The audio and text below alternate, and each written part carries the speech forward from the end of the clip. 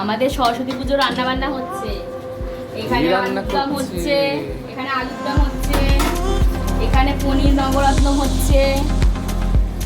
যারা যারা আসতে ইচ্ছুক খেতে আসুন। এই যে আমাদের এখানে ফ্রাইড রাইসের সবজি ভাজা হচ্ছে। আজকে সরস্বতী পুজোর মেনু ফ্রাইড রাইস, ফুলের চাটনি, আলুর দম, ফ্রাইড রাইসের পরে চাটনি। নবরত্ন, বেগুনি।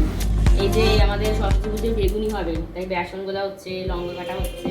নতুন ধরনের বেগুনি, লঙ্কা কুচি দিয়ে। জেনারেলি এরকম ভাল লাগে, আমি পোস্ত কুচি লঙ্কা কুচি দিয়ে বেগুনি করি। আসলে যে কোনো চপ, বড়া, বেগুনি এগুলোতে লঙ্কা না থাকলে যেন ভালো লাগে না। গুঁড়ো লঙ্কাটা দেওয়া যায়, কাঁচা লঙ্কাটা মুখে তুলে একটা বেশ আলাদা। একদম, আর এরকম পাতলা পাতলা করে, যাতে একটু পাতলা পাতলা করে কেউ কাটবি, পড়বে আর বেশি ভালো লাগে। ভাল লাগবে পাতলা পাতলা করে দিয়ে।